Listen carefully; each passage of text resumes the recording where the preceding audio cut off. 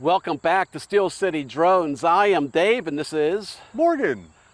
So we are going to do a really good Tech Tuesday video for you. At least I feel it's going to be one that will suit for a lot of people out there that are either buying a new drone now or have their own drone that are going to be using the drone for some type of search or rescue.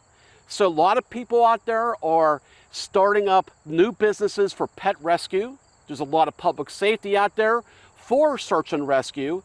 Then we have other use cases for people that are buying drones for security and surveillance. And a lot of people out there are using the drones manually in a way that's not very efficient for what they're trying to do. And we're going to show you right now a demonstration where we have a really gigantic hillside here with a lot of terrain that's challenging, hilly terrain. And we're going to have Morgan fly a search and rescue situation. And we're going to have Morgan fly completely manually in a way that a normal pilot would be out there trying to find something. Morgan will also be using visual camera as well as thermal imagery. So then we're going to come back, we're going to land. We're then going to go ahead and show you the right way, the most efficient way that you can use the drone as a tool that's really going to take this type of use case to the next level. So with that said, let's get started.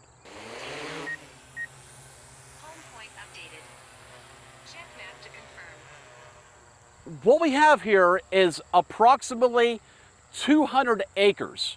Now, we're not going to go ahead and, for the purpose of this exercise, do the full 200 acres.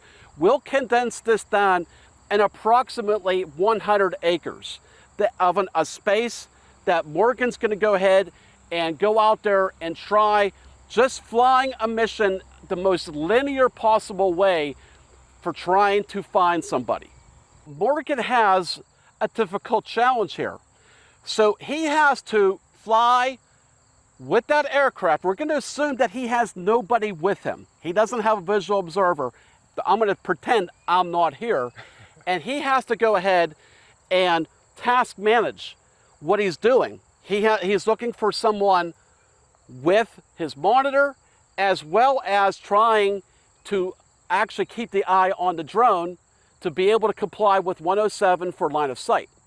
The other thing that we have to take into account here is that the aircraft's height is going to be very skewed, that shows on the app, as we talked about in a previous Free Tech Tuesday video, because the actual aircraft is calibrating its height based on the takeoff location, which is where we are right here.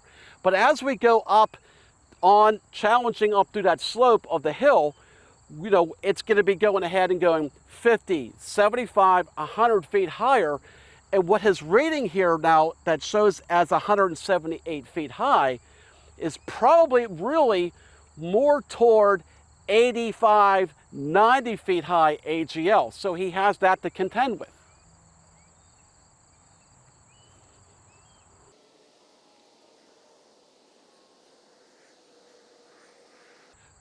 So I see that Morgan is increasing his altitude up because the line of sight between where we are with the drone and the top of the hillside is getting smaller.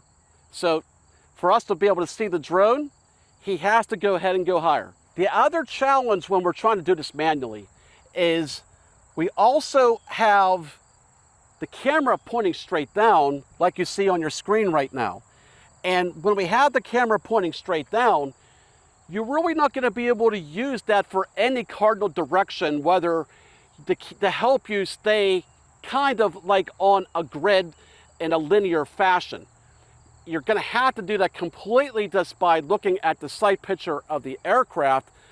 Now, that can be extremely challenging, and I'm doing this during the day to prove a point for what we're going to do later on. Because at nighttime, all bets are off. It's gonna even be a lot worse trying to use the drone to be able to have any sense of direction, linear direction that you're trying to stay into.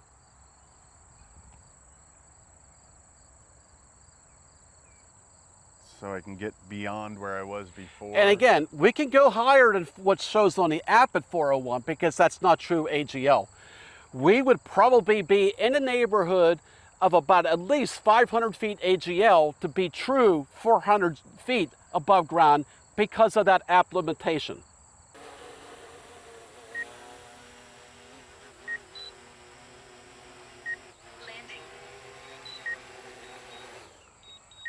On your screen is Morgan's complete mission that he flew.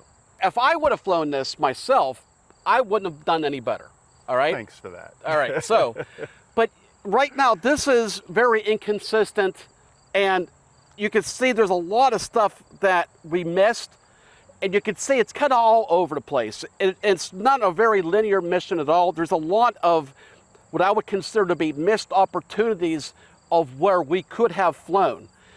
The other thing that I saw that Morgan did incorrectly was his speed was very fast. Yeah. With search and rescue, we want to be about 5 to 10 miles an hour. So now that we have this, we're going to go ahead and tell you the right way to do this. And that's actually using what we would actually fly for a mapping mission. The same way that surveyors and engineers go ahead and want to go ahead and create 2D orthomosaics and mapping missions to be able to get precision measurements would be the same thing that we would want to do for this. But the key here is that we want to make sure that we do not put a memory card in the camera. And then what it would do is it would have that real small, quick pause on the screen.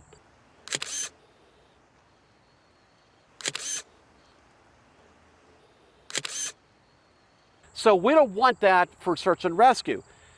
But I know a lot of people are saying, well, I want to be able to document what I'm doing in case I need to use this for whatever I need. In that case, what you do is you go ahead and just do a screen recording on your remote controller. Most aircraft have that ability regardless of manufacturer, make, and model. So, we recommend doing that at all times anyway. So that's what we're going to do now. So I'm going to step you through how we're going to go ahead and make a mapping mission so much more efficient. So I'm going to go ahead and go into flight route, and I'm going to create a new route, and I'm going to create an area route. My entire area is completely customizable for what I need to do. And this way, I'm going to ensure I'm not going over a road with moving vehicles, and I'm not going over any areas that I know that that person I'm looking for is not going to be into. So right now, as I do that, that's a good 40 acres that I have here. So now, as I start this out, I can also add, if I have a DJI Enterprise drone, a newer drone, we're using the 4TD right here, we can use terrain following very easily. So I'm going to go ahead, and the first thing I'm going to do is I'm going to set how high I want to be over the ground. And in this case, it will do it for me because we're going to go ahead and use what's called a DSM. So to use a DSM, I'm going to go ahead and turn on terrain following by selecting AGL for the altitude mode. And then under DSM files, I'm going to get rid of the old ones, and I'm just going to hit download from the internet. So what sorts of things would affect the accuracy of the DSM that you're downloading from the internet? So, well, we don't know where it's getting the source from. And the second thing is it can be 40, 50 years old where newer construction and development have come in, or that landscape is not exactly what it used to be. Right. So what I do in a case of, because really it's a rule of thumb that when we use terrain following, we should also be using RTK. But in many instances, I don't think we need to use it at all. And I've proven that. So the way I go about it is through my flight planning. I just go ahead and make sure that I am about 50 feet higher than I would normally do it. But in general, when I turn on terrain following like I'm doing, you can see that it's given us these flight lines that are colored. And there's a grid right next to them that shows the actual MSL for that location. And you can see the high points are going to be in the red, and the low points are going to be in the purple and the blue. So it's very helpful. Let's say we were trying to do this at night, you would know by looking at this map here for terrain following, it would really tell you exactly, give you an idea of what you're doing. So what we're going to do is we're going to select 300 feet above ground. And this gives me my flight plan right here. And right now it has created a 7-minute flight that's going to cover 40 acres. So I have total control over this flight. You can see my flight lines are going to fly exactly as I want them. And if I want them in a different direction, I can select that and change that as well to my course angle.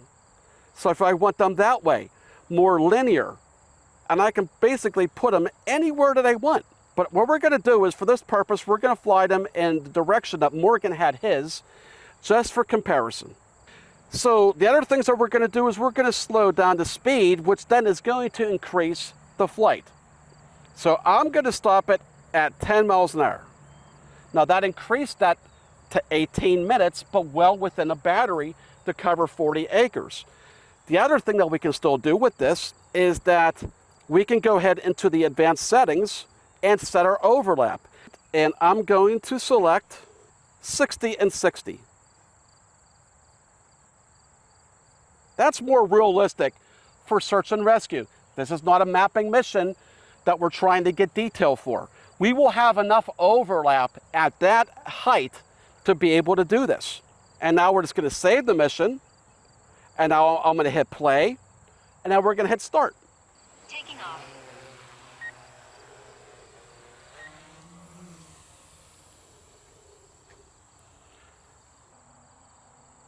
It's moving toward the first point. And as you can see, it's not going to go anywhere over that road. So right now, I have the aircraft and it's going nice and slow. So again, everything is very controlled. The speed is absolutely constant. The overlap is constant. The spacing is constant. And let the drone fly itself, and it just makes everything that much easier. Now, let me show you another cool feature we can do with this. Let's say I'm looking down at my screen and I think that I might have found something. So what I'm going to do is I can hit pause. Flight route mission pause. And I can fly it off the mission route. And I can, let's say I go over here, and then I want to use my zoom camera, and I want to be able to use my thermal camera to be able to check something out to see if I find something. Oh, no, let's say I call it a false alarm. Okay, well, I'm going to go back now and hit play again. Aircraft flies to break point. Now it's going to go ahead and resume the flight exactly where I hit pause.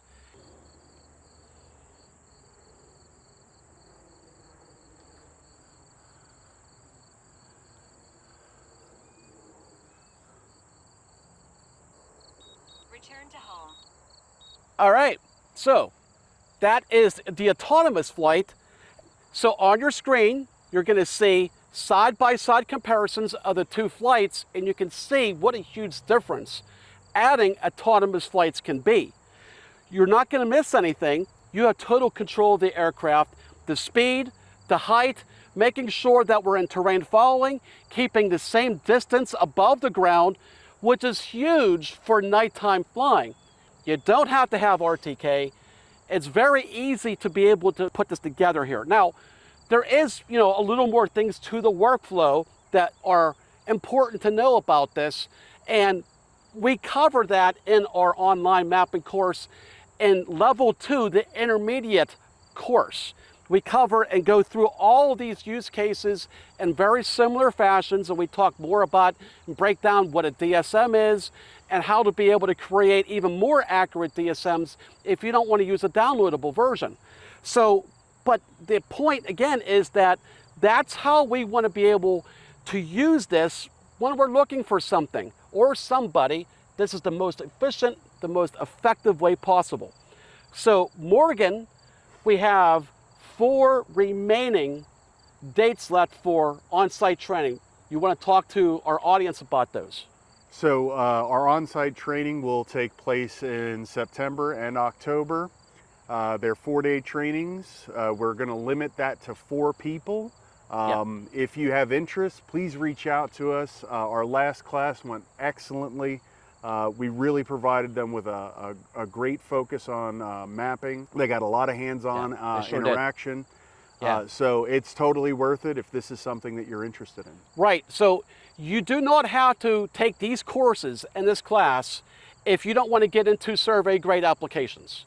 Now, we do and offer those more on a custom basis, need by need. And we have those laid out in the online course as well for level 3, the advanced. But if you don't need it, you don't have to go through it. Right. And our online courses and our in-person courses are all taught by myself. I go through everything, starting from the very basics, assuming you know nothing, and go all the way up. So if you want to look at more information on that, please check out our website or give us a call, shoot us an email. Whatever you want to do, we'll be glad to talk to you about that. So that's everything for today. Thanks again for watching, and we'll talk to you next Tuesday.